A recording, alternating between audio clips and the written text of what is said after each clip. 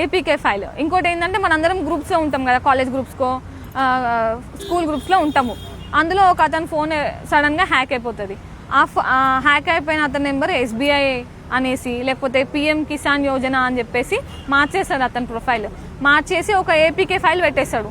దానికి నేమ్ ఇస్తాడు, SBI YONO అని ఇస్తాడు, లేకపోతే పిఎం కిసాన్ యోజన అని ఇస్తాడు. మీరు ఏమనుకుంటారు, ఇదేదో మనకి పిఎం కిసాన్ యోజన అంటే యూజ్ అయ్యేదే కదా అని క్లిక్ చేస్తారు, ఓపెన్ చేద్దాము అని. క్లిక్ చేయగానే ఏమైంది, యాప్ మీ దాంట్లో ఉన్నట్టు కనిపించదు. ఒక యాప్ అనేది మీకు తెలియకుండా ఇన్స్టాల్ అయిపోతుంది. ఇన్స్టాల్ అయిపోయి మీ స్క్రీన్ వాళ్ళకి షేర్ అవుతూ ఉంటుంది.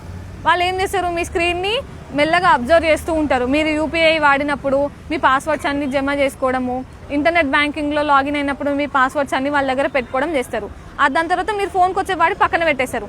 మీకు తెలియకుండానే మీ దాంట్లో లాగిన్ అయిపోయి మీ డబ్బులు అనేది వాళ్ళ అకౌంట్లోకి ట్రాన్స్ఫర్ చేసుకుంటారు. లేదంటే షాపింగ్ చేసేస్తారు, మీ బదులు వాళ్ళు షాపింగ్ చేసేస్తారు. సో అందుకని ఎవరైనా అన్నోన్ లింక్స్, ఏపీకే అని ఫైల్ ఉంటుంది, ఏపీకే అని ఎప్పుడైనా కనిపించినప్పుడు దాని మీద క్లిక్ చేయడం కానీ, దాన్ని షేర్ చేయడం కానీ, ఫార్వర్డ్ చేయడం కానీ చేయకూడదు.